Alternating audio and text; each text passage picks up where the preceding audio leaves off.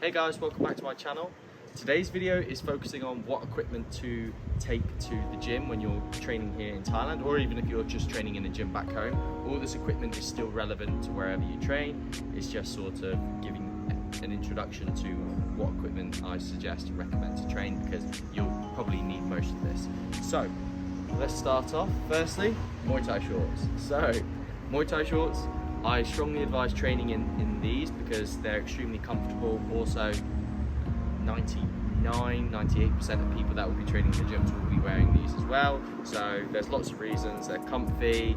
They also give you a lot of flexibility for the kicking and movement.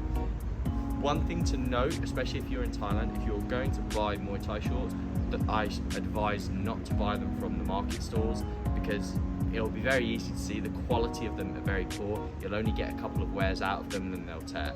So save your money. You can buy either proper brands such as Fairtex, Yokkao, Twins, all those sorts of brands. They are a lot more expensive, but they're worth it because A, the designs are absolutely class.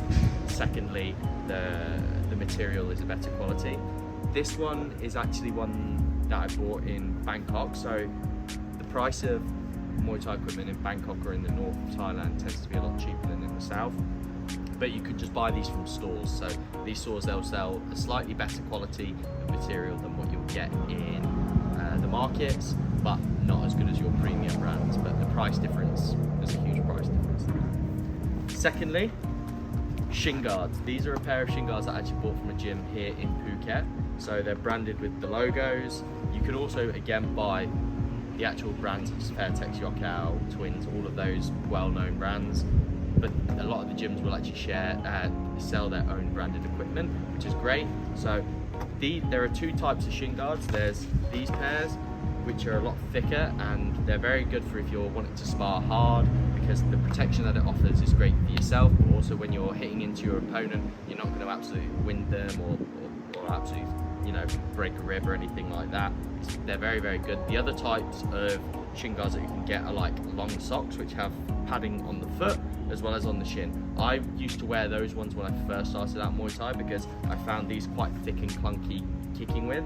So the other ones, because they're like socks essentially, what they'll do is they enable you to kick a lot more freely. So that's on that. The next bit of equipment, which probably everyone is already aware of, gloves.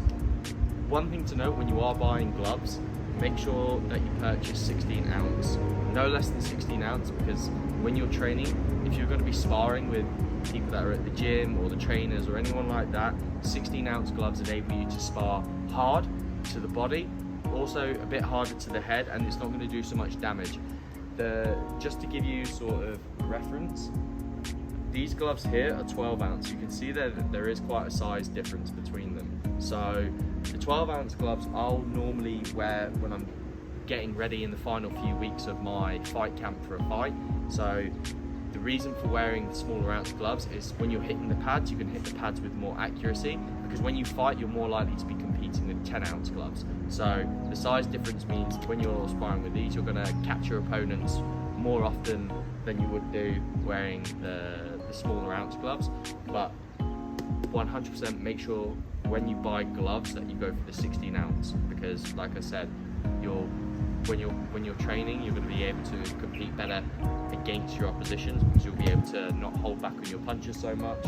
Also, if you are sparring against someone wearing a 12 ounce or anything less than 14 ounce, I would say make sure you tell them prior to sparring that to go light, especially to the head, because if someone's sparring with 10 ounce gloves and they're throwing caution to the wind and absolutely throwing everything at you, that person's a dickhead in my opinion. So make sure that you're sparring with 16 ounce. 14 ounce is okay as well, but 16 ounce just to be safe, that you're not going to completely knock out your training partner or trainer or anyone that you're training, because you don't want to do that in the gym, you want to do that in the ring. Next, related to that, hand wraps. So these are actually just a cheap pair of hand wraps that I wear because I get through hand wraps quite quickly. So I'm training 5-6 times a week, meaning that I'll get probably 2 to 3 max wears out of my good wraps, and then I'll have to wash them again.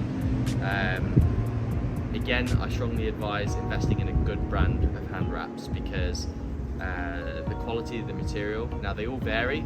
I've got Lonsdale, there's also Twins, Fairtex, Yockout, again these brands. It is well worth investing in the quality of them, because some of them will give a lot more stretch, so when you're wrapping you can tighten them up or have them a bit looser. Other materials, which I actually prefer, like your old school hand wraps, which are quite tight knitted, so when you're wrapping them up you can feel your wrist staying in place. These ones, like I say, I'm happy to wear as and when to training. I've got enough experience to know my own body and how I can train wearing lesser quality hand wraps. But make sure that you do wear hand wraps, because even not wearing them, or especially not wearing them, you can really do some damage to your wrists when you're punching. But even wearing them, there's still a risk that you could jar your wrist when wearing these. So strongly advise that. Gum guard, especially when you're sparring. Even just pad work out here, if they're very good pad holders and trainers, what they'll do is they'll actually strike you back if you drop your guard. Reason being is obviously that they want you to make sure that you're keeping your guard tight.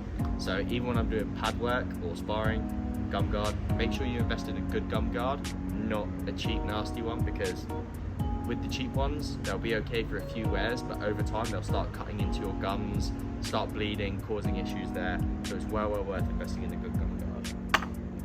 Now, the last bit of physical equipment, this is really only relevant to guys, but box. When you're sparring, it happens like most days, someone's going to take one to the middle wicket. So make sure you're wearing a box, because obviously you want to prepare yourself and protect yourself, but also you will have to wear one of these when you're going into a fight. So if that's your end goal, is to compete fighting, get comfortable wearing this, because when you first wear them, I can remember when I first put one on, I was like, oh my gosh, like, am I gonna have the same movement in kicking, etc.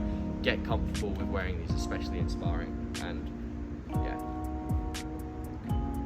the next items that we're going to go over are more sort of like for your own well-being. So water.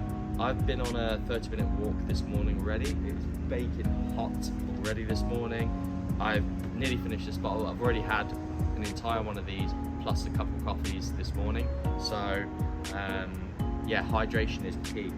But when you are purchasing water from 7-Eleven or any of the other stores, Family Mart, wherever, make sure you check the nutritional value. This is sort of just a standard water that you're going to get, and it's cheap and cheerful in Thailand. But the nutritional content, as opposed to mineral water, is very low. So what you want to do is you want to get yourself some electrolytes. You can get these from pharmacies, or again you can get them from 7-Eleven. 7-Eleven sells a brand called Royal D. It's 8 baht per sachet, which works out to like 2p. All you need is one of them, add it into your water, drink it throughout your workout, or ideally really at the end for recovery. So yeah, mineral water, if you can obviously afford to splash out. It's a bit more expensive out here. These are about between 10 and 20 baht for 1.5 litres of the waters without the nutrients. Grab one of these, put it in, so you're going to be spending 50p, including one of the electrolyte sachets and one of these big bottles of water for recovery and stiffness. Also, for reference, just in case, these are what I'm referring to in terms of coconut water, because like I said, you can either buy a coconut fresh off pretty much vendors, or people will be selling them off the streets for about 20 baht, which I think is about 50p, or 50 to 70 cents. They'll crack them open and you can just drink it there and then, and also you get the coconut flesh as well, which you can eat, which is good. But this coconut water, I buy 3 of these for 150 baht, I think. So again, that's like 50 baht, so it's a pound roughly, or £1.20, $1.50 for one of these. I think this is about a litre, so this is a litre. What this normally does, this does me between 2 and 3 protein shakes. So I'll isolate protein to this and mix it together, and basically that's my protein shakes as a recovery. That way I get protein along with electrolytes. That's again a recovery drink, so just for reference if that's there. The last bit of equipment or item to take to a Muay Thai session is a towel, ideally 2, if you can take 2. The reason I say 2 is because I sweat an awful lot, so does the majority of people that do it. right now it's probably about 30 degrees Celsius, and there's humidity on top of that, so you will perspire a hell of a lot. Take a towel, because it's important to keep yourself dry. If you're not too fussed about that, definitely just take a towel for after the session. Give yourself a few minutes to sort of your body to cool down whilst you're either taking your drinks or your supplements or whatever, or just having a chat with people about the gym. Then go and use the shower facilities at the gym, or if you don't live too far from the gym, walk, get your scooter home, drive your car back, do whatever, and then get showered there and then. It's really, really, really important to make sure that you shower. So make sure you're washing away the sweat, anything else you may have applied some Muay Thai or oil or Tiger Balm to yourself prior to the training session. Make sure you wash all that off. It's super, super important to take care of your body out here. I know it sounds common sense, but a lot of people may just go to the beach and go into the sea and think that that's good enough. It's not. You need to properly clean your body after a session. You'll be susceptible to prickly heat, especially if you come straight landing in Thailand and then like the next day you start your training program or whatever. You need to really, really take care of your body. You can suffer from prickly heat. Also, you can get blisters as a result of just perspiring so much. There'll be a lot of things that your body does which back home it won't do due to the climate being different. I'm assuming, you know, this is obviously me coming from the UK, it's a lot colder.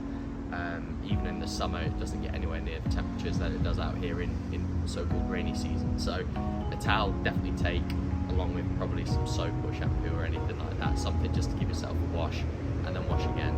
You'll probably find yourself washing or showering about 3 times minimum a day. You'll probably shower after your first session, you'll probably shower again after your second session, and then you'll want to shower before you go to bed because you'll be doing other activities and stuff. So yeah, towels are also very important. Yeah, so these are pretty much all the bits of equipment. Like I say, this is more for recovery after, but all of this I would say definitely take to the gym on your training sessions.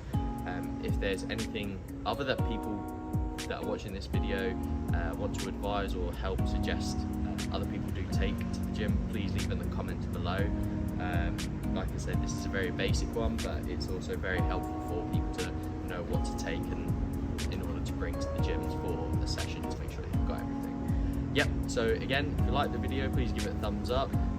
Also subscribe, please share it to anyone who may be interested in coming out to Thailand. Like I say, this account is essentially set up to help people know what to take into training sessions, also as well like what to expect when you're training here in Phuket or in Thailand. I'm also going to be showing videos later down the line on how to live here in terms of stay here long term, some tips and tricks in terms of accommodation as well as other gyms that to find, from best gyms for beginners, best gyms for people that are advanced or intermediate. Following on from this, I'll also be going to other parts of Thailand and showing gyms that I've either trained at before and hopefully new gyms that I've not trained at, and then giving my feedback and reviews. So if you guys are staying in those parts such as the east side or Koh Samui, Koh Phangan or Koh Tao, I'll give my honest feedback on gyms that I train there, as well as places to stay, etc. and Krabi, Bangkok, literally hopefully all around Thailand, so I'll be able to give you guys honest reviews and feedback. Thank you very much.